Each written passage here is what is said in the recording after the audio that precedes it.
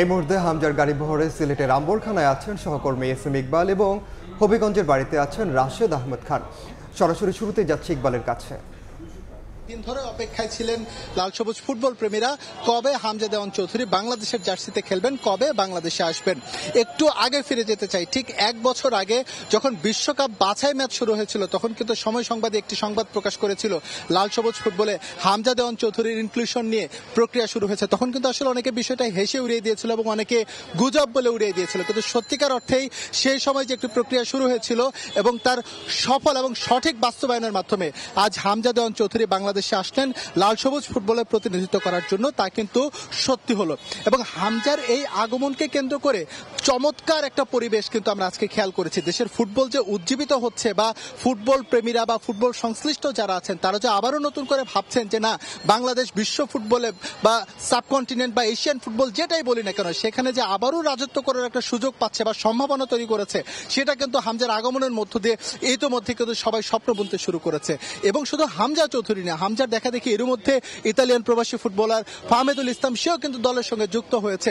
আজকে হামজা এলেন, তাকে যেভাবে রিসেপশন দেওয়া হয়েছে সিলেটে আন্তর্জাতিক বিমানবন্দরে আমরা দেখেছি, ভক্ত থেকে শুরু করে গণমাধ্যম কর্মী, ফুটবল প্রেমী এবং জেলা ফুটবলের যে ফুটবলার আছে তারাও কিন্তু আজকে এখানে এসেছেন।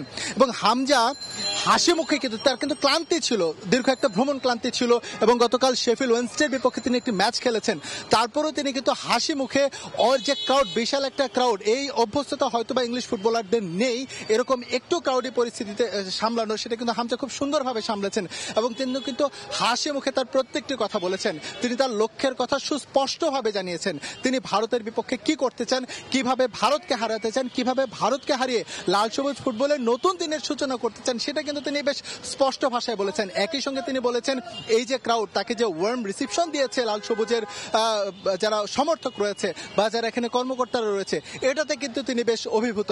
সুতরাং হামজার যে আনুষ্ঠানিকতা ছিল সিলেট আন্তর্জাতিক বিমানবন্দরে, সেটা শেষ করে তিনি কিন্তু এখন হচ্ছে তার যে পিতৃভূমি সেই হবিগঞ্জের স্নানঘাটের পথে, অল্প কিছুক্ষণের মধ্যেই তিনি সেখানে পৌঁছে যাবেন এবং সেখানেও কিন্তু বেশ কিছু আনুষ্ঠানিকতা হচ্ছে।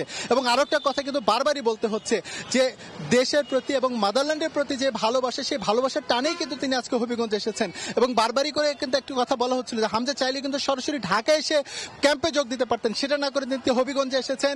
সেখানে তার আত্মীয় স্বজনদের সঙ্গে হচ্ছে তিনি আজকে দেখা করবেন। আগামীকালও সামান্য কিছু আনুষ্ঠানিকতা রয়েছে, সেই আনুষ্ঠানিকতা শেষ করে হচ্ছে তারপরে তিনি 18 তারিখ রাতে বাফুফের ক্যাম্পে যোগ দেবেন এবং 19 তারিখে আবারও গণমাধ্যমের সামনে আসবেন। তো আমরা এখন চলে যাব হচ্ছে হবিগঞ্জের বাহুবলের স্থানঘাটে, সেখানে আছেন আমাদের সহকর্মী রাশেদ আহমেদ খান, সেখানকার সবশেষ পরিস্থিতি জানবো তার কাছ থেকে।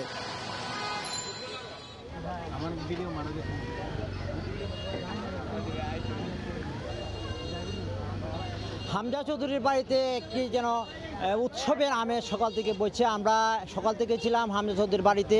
আমরা দেখেছি যে এখানে যে বাড়িতে যারা ছিল অনেকেই, এখানে গ্রামবাসী যারা আছেন হামজা চৌধুরীকে এক পলক দেখতে সকাল থেকে এখানে ভিড় করেছেন এবং বিভিন্ন উৎসব, যে বিভিন্ন বয়সী ছেলে সহ যে বয়স্ক যারা আছেন, এমনকি নারীরাও এখানে বিভিন্ন শিশুদের নিয়ে আসতেন হামজা চৌধুরীকে দেখতে।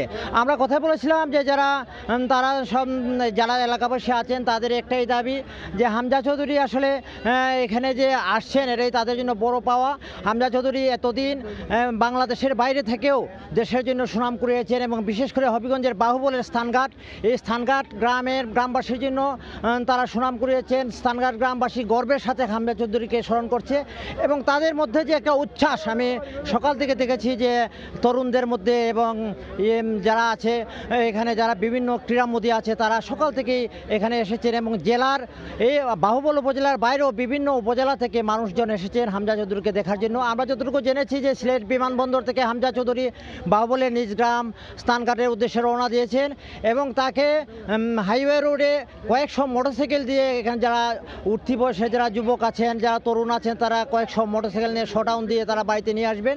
আমরা কথা বলেছিলাম যে হামজা চৌধুরী যারা এখানে দায়িত্বে আছেন, নিরাপত্তার দায়িত্বে, এখানে কঠোর নিরাপত্তা বাড়িতেও নেওয়া হয়েছে এবং তার বাড়িটি সকাল থেকে যে একটা উৎসব উৎসবমুখর যে মূল আজকে যে বাহুবল উপজেলায় একটা উৎসবের যে আমেজ, এবং সকাল থেকে একটি কথা হামজা চৌধুরী এবং হামজা চৌধুরী নিয়ে আজকে একটি কথা talk of the Habiganj Hamza Chowdhury পরিণত হয়েছে। এবং সকলের একটা আশা যে কখন হামজা চৌধুরী আসবেন। এই যে দুর্যোগপূর্ণ আবহাওয়ার কারণেও সবাই এখানে অপেক্ষা করছেন, যে বৃষ্টি অপেক্ষা করছেন যে হামজা চৌধুরী আসলে এক পলক তারা দেখবেন।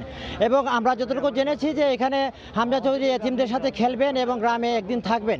তো তাদের একটি উচ্ছ্বাস যে হামজা চৌধুরীকে তারা পাবেন, এটাই তাদের জন্য একটা বড় পাওনা। তো এই ছিল আজকে হামজা চৌধুরীর বাড়ি থেকে আমার কাছে সর্বশেষ। সরাসরি যুক্ত ছিলাম সিলেট এবং হবিগঞ্জে।